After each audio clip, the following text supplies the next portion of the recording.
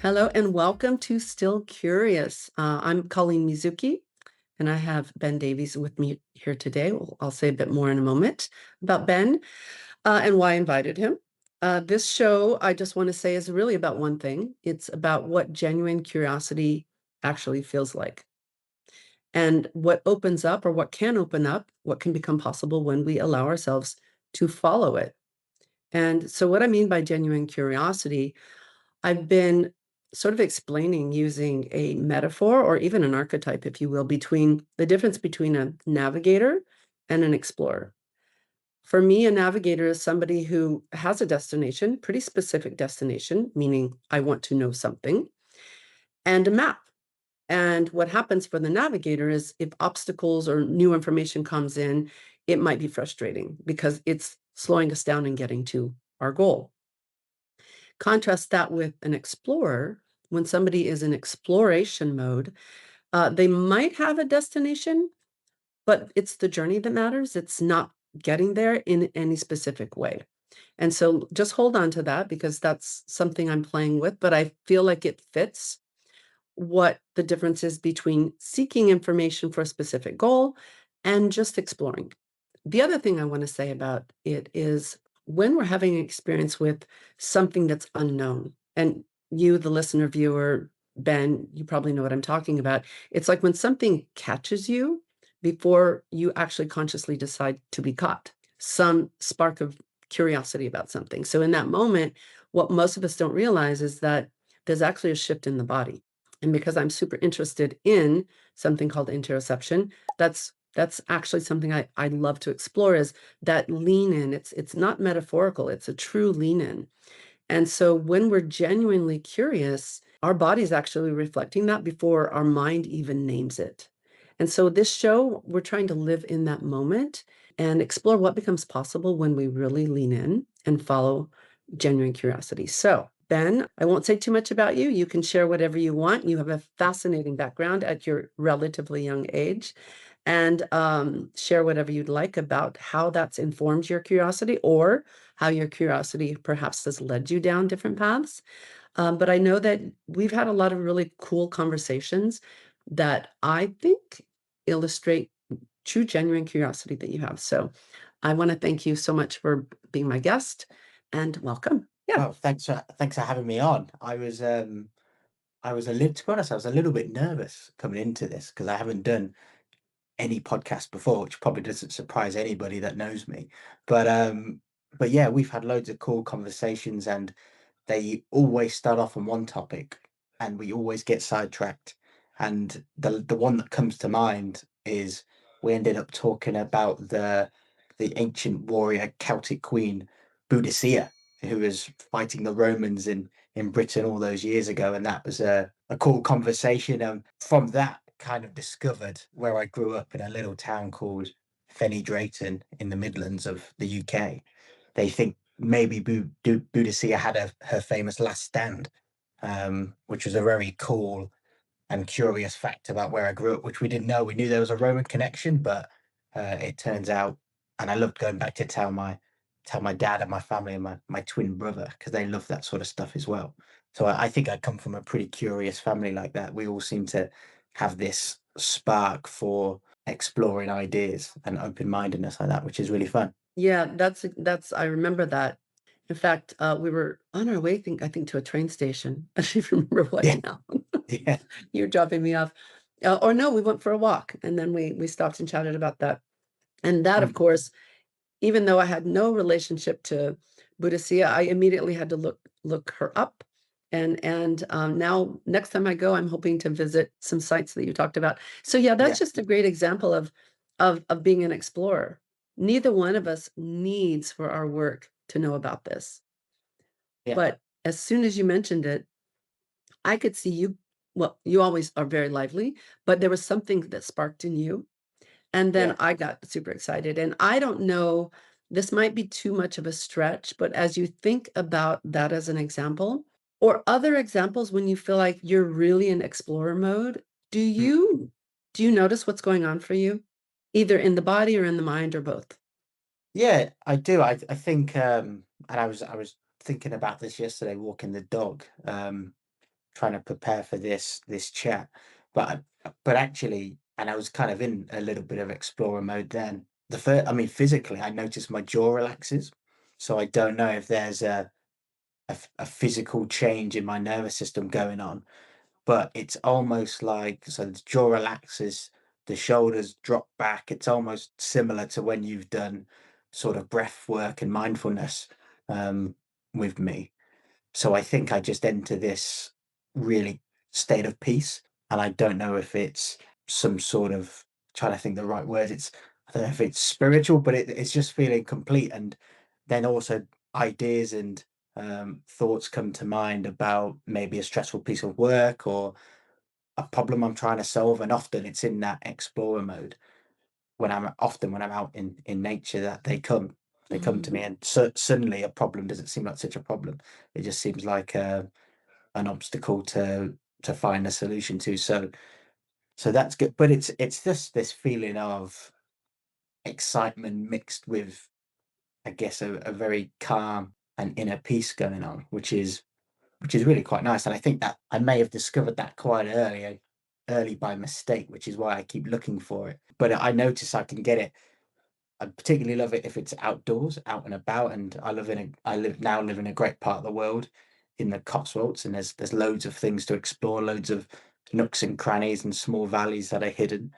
But it can also be in a book. You can find it, and my mum would be laughing right now because if I ever mentioned reading a book before I was 18, before I was 30, she would be laughing her head off. But I get it in books right now. So I'm reading a great book on the ancient monuments of the UK, which that's come from that curiosity sort of thing, and probably that conversation we had before. Um, but it can be on the internet Safari browser. That's a really tricky one because I think that can have certain downsides as well, where you can just go down every rabbit hole Mhm. imaginable. But it's that same, you do get that same sort of feeling. And, I'm lucky to get to work with some pretty high performers and high performance coaches. And I would describe it as how they would describe flow state, but Mm. perhaps in a sort of slightly calmer way than how they experienced it in the world of sports. But it's probably the most common flow state I get. And if I guess a superpower is if you can channel that towards your work or your passion, then it's great. But every now and again, it goes the wrong way, and it can make you super focus into something Mm. perhaps not so useful. Maybe, I don't know, social media when you get onto certain political views and um, even like I guess the negative comment section in certain social media posts you can get down there. That's a bad kind of Mhm. exploration. You need to watch that and just be mindful of that happening. But yeah, I think it's that calm state, physically relaxing, um, and it's lovely. I love it. Wow, Ben, beautifully said, all of that. I'm taking notes as much as I can now decipher my scribble because I'm watching you and I'm wanting to keep, even though we're not face to face, keep contact. But there's so many things I want to just pull out of what you said. And I'm so glad this is recorded because I'm going to go back and listen to it many times. I think that you are spot on in so many ways. So I heard you say something to the effect of, well, I love the fact that you recognize in your body that state of being an explorer and that calm blended with excitement. There's something about that. And then you went on to call it a flow state. And I think Mm, that is such a good description of being in genuine curiosity. So to go back to some of the stuff you said earlier is you didn't know if there's something going on in the nervous system. When you notice your jaw relaxes, your shoulders drop back. And yes, when we are in a genuinely curious mode, there is definitely something going on. Different neurotransmitters are being released, different hormones. The nervous system is probably in a much more coherent state. Different brain regions are firing depending on what kind of curiosity we're experiencing. So I won't go into detail there, but That's definitely something that you're noticing, and I really applaud that. That's wonderful. This flow state, what's interesting about that, the first book I read on flow was by Mikhail Csikszentmihalyi, and it's called Finding Flow, I think. It was over 20 years ago. He and others describe it as very simplistically, now I'm just doing it in a simplistic way, of that state at which, and you described it beautifully, when the challenge, it's just beyond our reach. So it's not too much of a challenge that it's overly frustrating, and it doesn't undermine our desire to proceed, but there's a reach going on. And Yeah. so I think that you described that. I hadn't yet been making the link between flow state and genuine curiosity. So thank you. That's Uh, actually brilliant. That's great.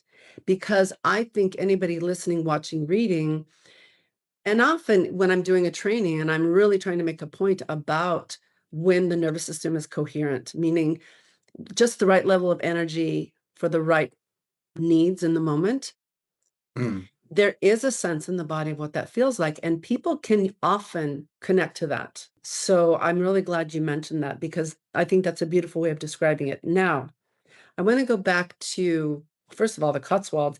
I'm hoping to go there on my next visit, so I'm gonna hit you up for a little bit of a tour definitely. maybe. Oh yeah. I do know that you love to be outside. You love to be in nature. Yeah. And you mentioned that in what you just said. So you also mentioned something, I don't know if you use the word creativity, but I jotted down creativity. That is when I hear you say, that is when you most easily reach that flow state, that creative state, that open to possibility state. Did I capture that? Yeah. Yeah. And I probably rambled a little bit during my monologue, but I thought, yeah, it's just like a clearing of the mind, and it's, I guess, flow state sometimes refers to a focus, but it's not a focus. It's more like a quietening, and the background noise or the white noise that we always have in the back of our Mhm. mind seems to just fade away, and thinking becomes much more articulate for me, which I'm quite lucky that happens when I talk to people as well. But it certainly happens when I'm off on an explore in nature, which is great fun. And time seems to just melt away super, super quick. And there's been plenty of times when I've been meant to be home to cook food for my partner, and she's like, "Where are you?" And I'm like, "Oh, I've gone 2 valleys too far," sort of thing, just to see what was there. And it's not often a destination. It might be I've seen an interesting contour on a map or something, and I seem to have a knack for spotting these lines that just end up being a really curious bit of woodland, or an interesting path, or a really scenic spot which isn't really known. It's just, and that's what the explorer gets to.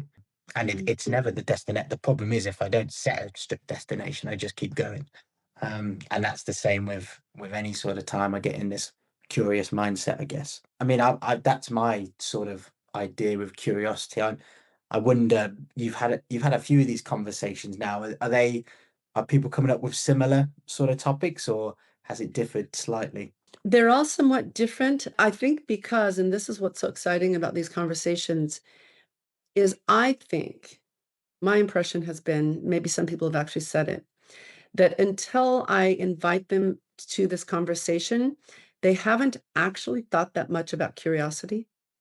Mm, So they're coming to it almost with a new explorer mindset, which means anything's going to pop up.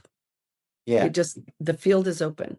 So everybody's coming up with something different, and everything is really, it's like a gem. I mean, I think genuine curiosity is a superpower. You mentioned yeah, that, you used that word earlier. I definitely think it is, whether it's just overall in life, finding that balance, that flow state, but also in relationships. And so I don't know if I answered your question, but there's a burning question I have to ask you. yeah. And that is, and I don't even know if I'm going to be able to articulate it very well because it's forming as I speak, but when I'm listening to people, when I know that I'm really engaged in genuine curiosity, I'm almost putting myself in your world. I'm imagining you or me in those valleys in the Cotswolds or wherever, Yeah. and questions come up about your potential experience. So, what came up for me is the question of that experience that you have when you're physically exploring, Mm. when you're moving through valleys and up and down mountains, and you're in nature. That experience, I think you just said that you have it also when you're talking to people. Yeah. Are they the same? Do you feel, and this isn't a challenge, I suspect they are the same, but I'm wanting to know how they're the same or how they're different.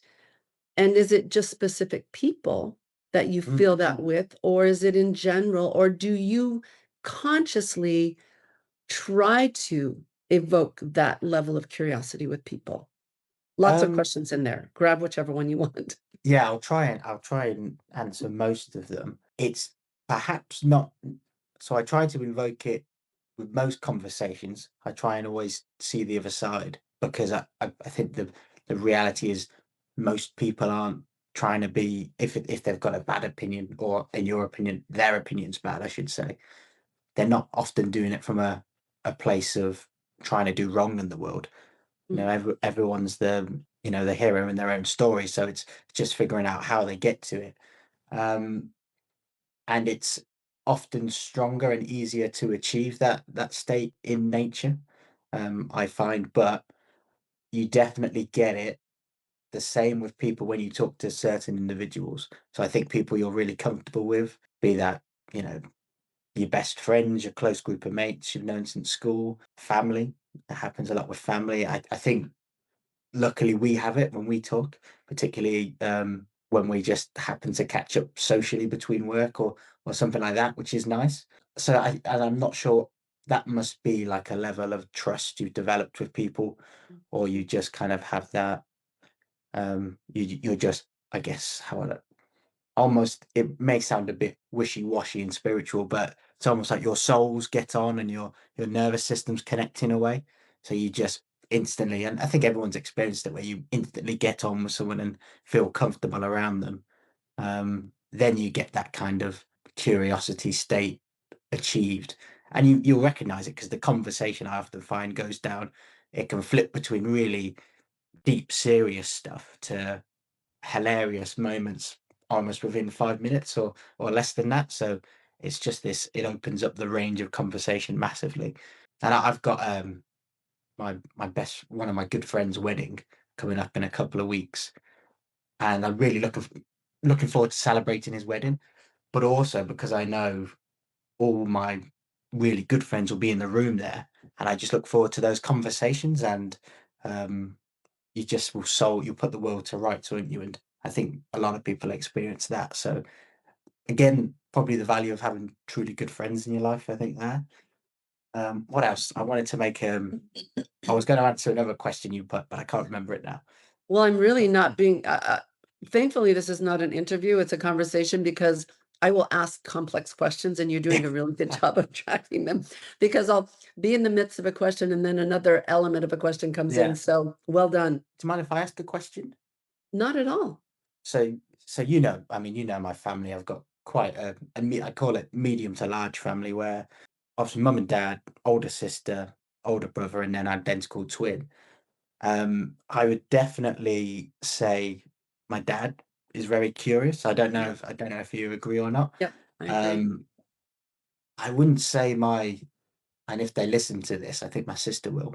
I wouldn't say my older sister or my older brother are very curious in the same way, but then my twin is exactly like me, very curious in different ways at different topics, but um, we love having conversations about all sorts of manner of things. We'd make a great pub quiz team because we just know all sorts of facts about useless stuff. But do you think there's a genetic component to that, Mm. or because it just happens that probably three out of the six of the family are really curious, and the three of us aren't so much, which isn't a bad thing. I'm not trying to slate them in case they hear Yeah. this.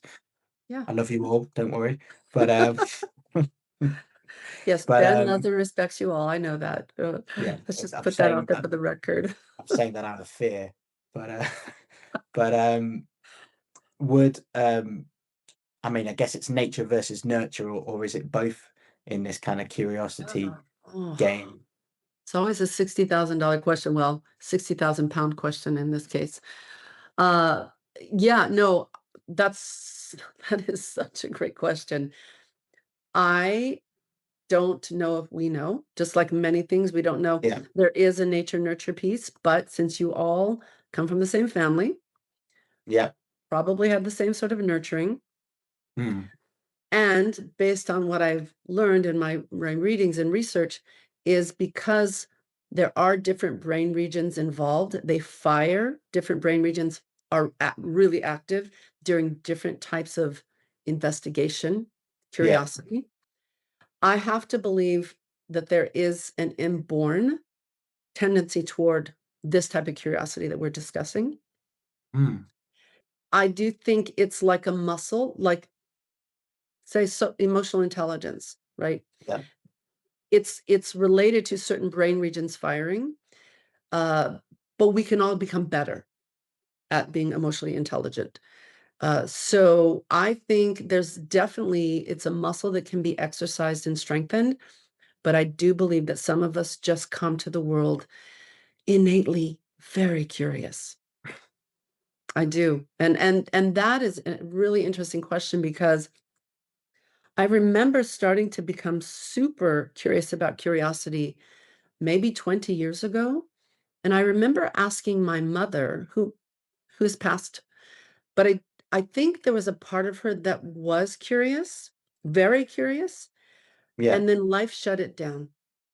Ah, And I remember talking to her and saying, "What makes people curious? What is it?" And of course, at that point, it was already shut down, so she couldn't really explore the topic too much.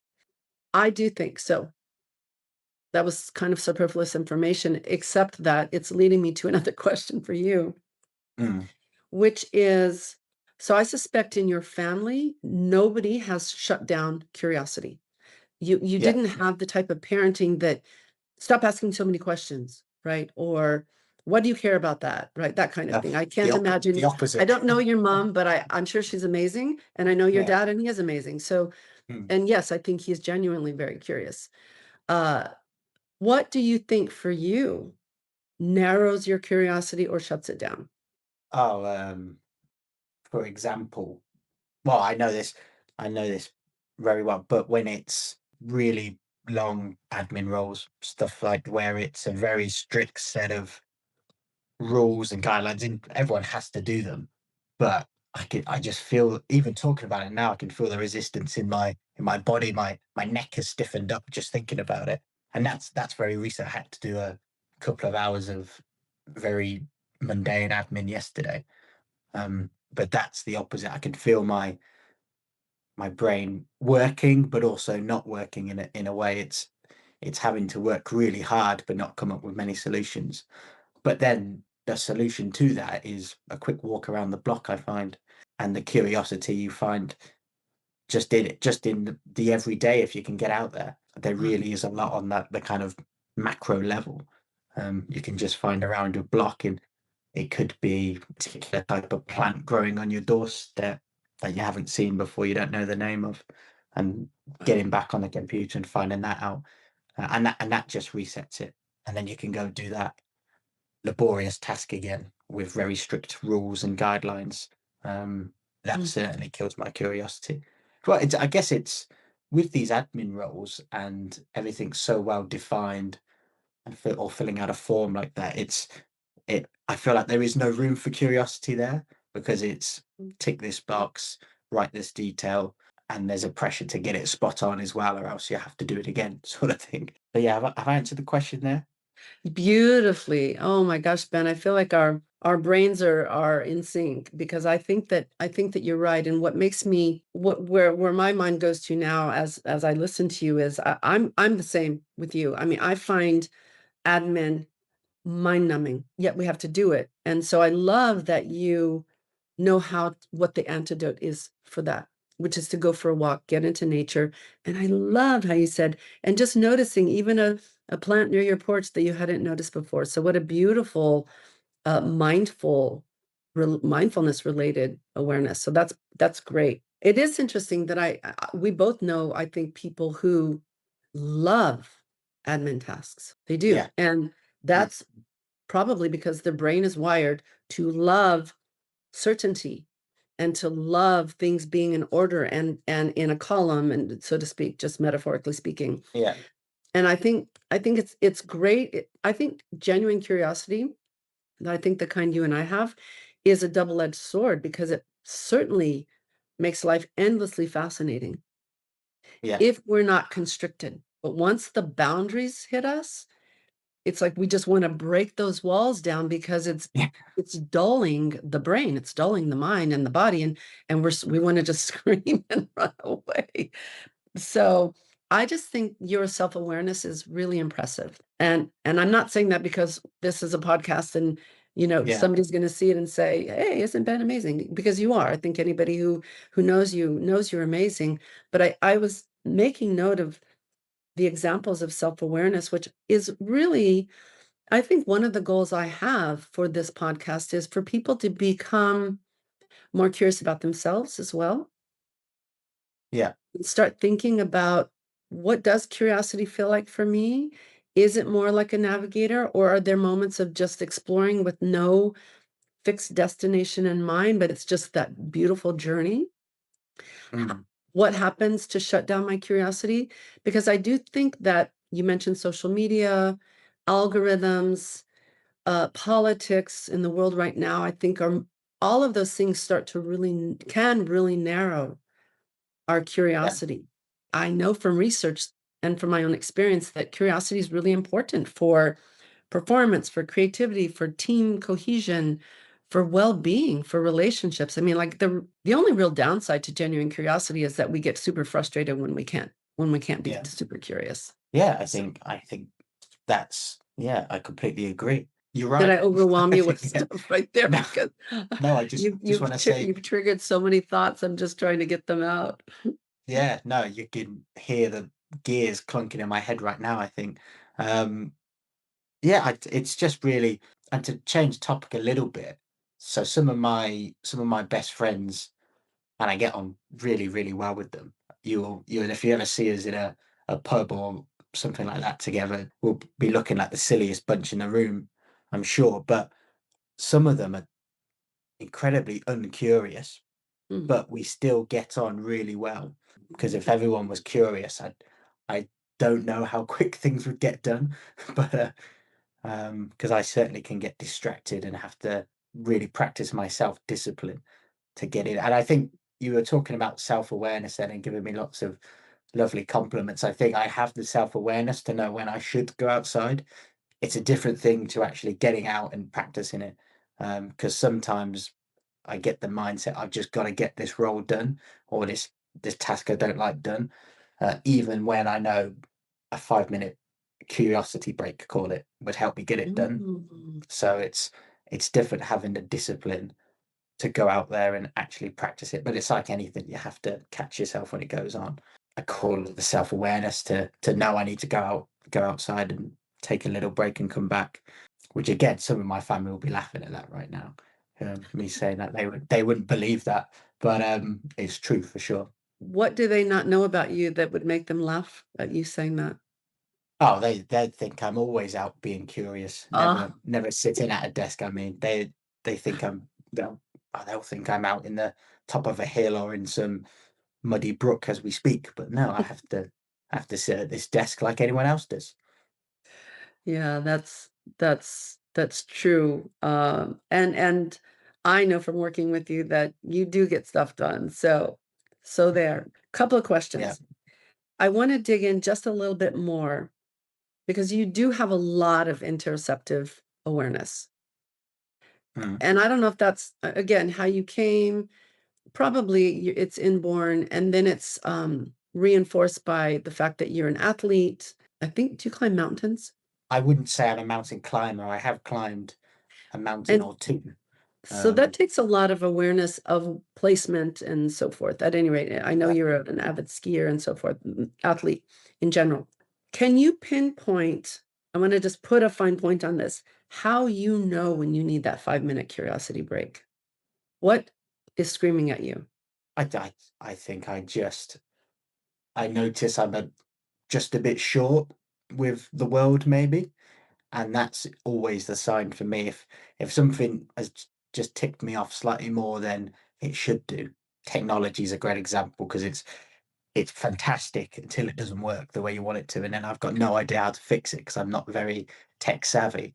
Often that would lead to a moment of go do something else for 5 minutes, go explore something new topic. Uh, I don't know, a new camera lens or something like that, or some bit of history, who knows, or rather than just getting outside, anything like that, and then come back to it. Just give the brain a rest. And then I think physically, if I was to think of it as well, you're just noticing the stiffness around the body, but always around the neck and shoulders and jaw for me. I tend to grind my teeth a little bit when I get angry. Don't have much of a poker face, so I'll just physically have that angry face on, like I don't know, like some sort of bulldog or something. But yeah, that's the sign for me. And sometimes the partner will go, the computer's not done anything to you, or the phone, why are you angry at your phone, sort of thing. And then you go, oh, I am sitting here with a scowl on. So, and then that's when you kind of become self-aware and get out of that mode and change up. So yeah, I think that's my answer. It's a beautiful answer. Thank you for that. Last question. I'm forcing myself to have one last question. You said at the very beginning that you were a bit nervous. Yep. And what I've noticed about myself, let's say I used to do a lot of work with the military. And as a woman and as a non-military person, sometimes I'm not really sure what kind of response I'm going to get to mindfulness and breath work and these types of things. And sometimes I would be quite nervous going in. And I realized for myself that if I just stopped and before I went into that room of facing 100 Marines or soldiers, and if I said to myself, if you can just be present, like really be present with whatever shows up Mm, and be curious about their resistance, be curious about whatever you're seeing show up, my nerves just melted away. So mm. for me, being in a curious state helps me manage nervousness. But it's funny you said that because I was quite nervous last night, and you know when you're really nervous, you start thinking of reasons you can't do it, and you go, "Oh, I'm really busy tomorrow. I should call Colleen and say I'm really sorry. Let's reschedule." And but then actually, it was as you say, the curiosity is like, "Well, you've never done a podcast or this form of conversation recorded before. Who knows? You might be really good at it, or you might make a fool of yourself, but you'll never know." So that kind of curiosity actually went, yeah. And then after that thought came to mind, I slept really easy and didn't really feel too nervous this morning, which is great because I was probably about 4 p.m. yesterday. I was super nervous.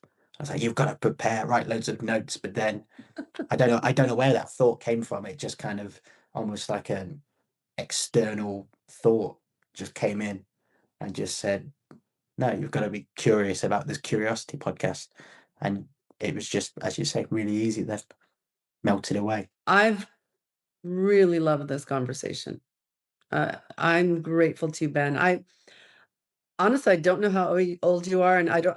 It doesn't matter. But you're a lot younger than me, and the wisdom that you have, and the self awareness, intelligence. I mean, just, I don't know that. I don't know that I had all of those qualities when I was your age. So, I'm really impressed. Thank you.